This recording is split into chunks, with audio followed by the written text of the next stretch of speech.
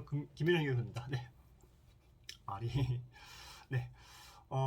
오늘 제가 준비한 영상은요, 의료기관의, 현지 조사에 관한 부분을 말씀드리려고 합니다. 현지 조사. 네. 많은 원장님들이 찾아와서 많은 이제 고충을 얘기하십니다.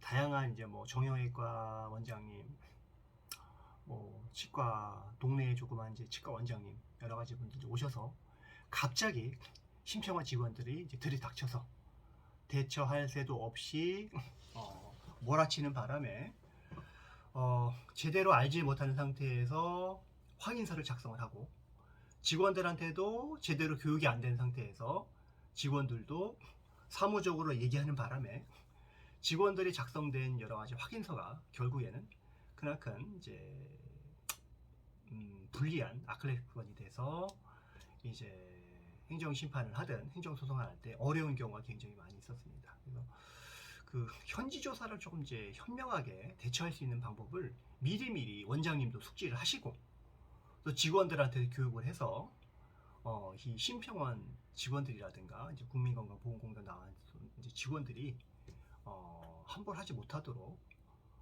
할 수 있는 그런 부분들을 좀 평소에 좀 공부를 해야 되지 않을까 하는 생각은 듭니다. 네. 보통은 이제 현지 조사가 나오게 되게 되면 그 심평원 직원들이 팀을 꾸려서 이제 나가는 걸로 알고 있습니다. 근데 보건복지부 그 담당 직원들이 그 팀장이나 반장이 돼서 이제 와야 되는데 현실적으로 그렇지 못한 것이 이제 문제죠. 네. 그 뭐 대부분 이제 보험평가과라든가 보건복지부 보험평가과, 기초의료보장과, 뭐 이 직원들이 나와서 국민건강보험법이라든가 의료급여법 위반한 부분에 대해서, 이 급여에 대해서 위반한 것 때문에 나오신 거잖아요. 그 급여가 잘못 지급된 부분, 허위로 지급된 부분 때문에 오신 부분이기 때문에 그 현실적으로 법상 그분들이 오셔가지고 현지 조사를 하는 게 맞아요. 그런데 실무적으로 그분들이 오지 않는다. 그래서 이 부분에 대해서도 국회에서 문제가 있다, 근거가 없이 심평원 직원이라든가 건강보험 직원들이 나와서 현지 조사하는 것들이 법적 근거가 없는 부분인데, 이렇게 법적 근거가 없는 사람들이 와가지고 현지 조사해서 증거 채집해가지고 간 부분을 갖고 행정처분한 부분에 대해서 정말로 증거 능력이 인정돼가지고 적법한 행정처분으로서의 어떤 효력을 발휘할 수 있는지라는 부분에 대해서 행정심판에서 다투시고요, 행정소송에서 다투시는데 인정된 판결도 있고 인정받지 못한 판결들이 있습니다. 그래서 아직도 그 부분에 대해서는 이제 판사님들이 판결이 왔다 갔다 한다라는 부분도 좀 말씀드릴 것 같고요.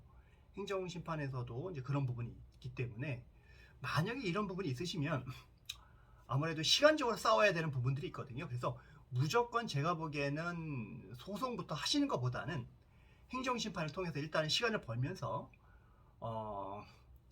보건복지부 쪽에서 어떤 식으로 대응하고 어떤 식으로 증거를 제시를 하고 어떤 식으로 주장을 하는지, 이런 부분을 보면서 행정심판 결과를 보면서 행정소송도 대비하는 게 낫지 않을까.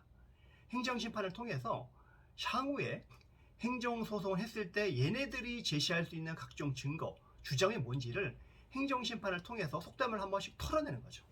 확실하게 다 받아서, 만약에 행정심판에서 이기면 정말로 굉장히 좋은 일이지만 이게 설사 이기지 못했더라도 행정심판을 통해서 입수한 자료 갖고 행정소송을 좀 준비할 수 있는 부분도 있는 부분이기 때문에 그 국민건강보험법이라든가 의료급여법 위반했을 때는 행정심판을 먼저 하는 것이 좋지 않을까 생각됩니다. 그리고 뭐 의료법 위반도 마찬가지입니다. 일선 시군구에서 나오는 그런 것도 처분도 마찬가지인 거고요. 그래서 행정심판을 통해서 먼저 하시고, 왜냐하면 행정심판 하시게 되면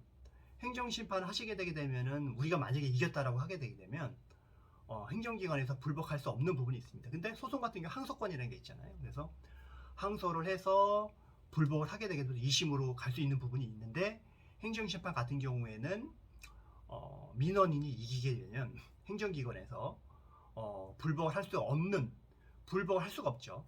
그래서 그런 부분도 있고, 설사 우리가 졌더라도 행정소송을 준비할 수 있는 상대방의 증거, 주장 이런 것들을 행정심판을 통해서 다 입수할 수 있는 부분이 있어서 아무래도 유리하지 않을까라는 생각이 듭니다. 그래서 이런 부분이 있으면 먼저 전문 행정사를 통해서 행정심판을 진행하시고, 그리고 나서 만약에 결과가 안 좋을 때는 이 자료를 총체적으로 검토해서 소의 이익, 앞으로 소송을 통해서 행정심판에서 졌는데 행정심판 재결서에 나오는 진 이유, 이거를 명확하게 재결해서 패소한 이유를 분석을 하고 상대방이 제시한 증거를 명확하게 준비를 해서 행정소송을 준비를 하셔야지, 그렇지 않으면 행정소송도 사실상 쉽지가 않습니다. 네, 쉽지가 않고, 그리고 그 변호사님들 중에서도 이 부분에 대해서 이제 경험이 없는 분들은 잘 이제 대응하지 못하는 부분들이 있기 때문에 아무래도 행정심판을 통해서 먼저 하시고 나서 하는 게 좋지 않을까라는 생각이 듭니다. 네. 그리고 뭐 행정소송 하실 때도 뭐 1심과 2심 같은 경우는 이제 사실에 관한 사실심이기 때문에 사실 관련된 이제 쟁점이 굉장히 많습니다. 근데 요 사건 같은 경우에는 정말로 이 사람을 정말로 진료했느냐 안 했느냐 이거 갖고 다툼이 굉장히 많거든요. 정말로 너네들 진료 장부도 처음에 진료 접수장도 없는 사람인데 진료를 했느냐라부터 이제 치과 같은 경우에는 재료 같은 거 거래 장부가 없느냐 있느냐 이런 것부터 여러 가지 의료 여러 가지 이제 재료 같은 거 구입하는 것도 있고, 환자 같은 경우에도 이분이 허무인인지 기존에 진료받은 분인데 이날 정말로 와가지고 진료를 한 건지 이런 부분들 많이 심사를 하거든요. 그래서 그런 부분에 이제 다툼이 굉장히 많이 있기 때문에 그건 어떤 의료기관도 마찬가지입니다. 한의원이 될 수도 있고요, 치과가 될 수도 있고 정형외과 될 수도 있고 어떤 의료기관도 마찬가지이기 때문에 대부분 다툼이 그 부분이 굉장히 많죠. 그 부분이 정말로 이제 허위 청구를 한 부분인지 아닌지 이런 부분들 좀 많이 있는 부분인 거고요. 그래서 이 부분에 대해서 어떤 증거를 좀 확보하게 하려면 현지 조사 당시에 정확하게 그분들한테 얘기를 하고, 그 다음에 현지 조사할 때는 웬만하면 그분들하고 대화한 내용이나 이런 것들을 다 영상이 아니라 그냥 녹음을 하세요. 그런 부분이 불법은 아니거든요. 내 목소리가 들어가서 내가 녹취하는 부분은 아니기 때문에 그 현지 조사했을 때 생생한 상황을 담을 수 있는 그런 내용들을 조금 하시고, 직원들한테도 교육을 시켜서 그분들이 요구하는 내용도 굉장히 적법하지 않은, 예를 들면 80년대 수사기관에서 할 만한 그런 내용들을 그렇게 강압적으로 현지 조사를 했다라는 원장님들의 얘기가 많이 있습니다. 그러면은 그런 부분이 있다면은 명확하게 그 부분을 입증을 하셔야 되는데, 찾아오시는 대부분의 원장님들이 그런 거를 준비를 못 하셨대요. 녹취록 준비하셨네요? 그럼 아니요, 그런 경황이 없었어요. 그럴 만한 사정이 아니었어요. 이렇게 얘기하시는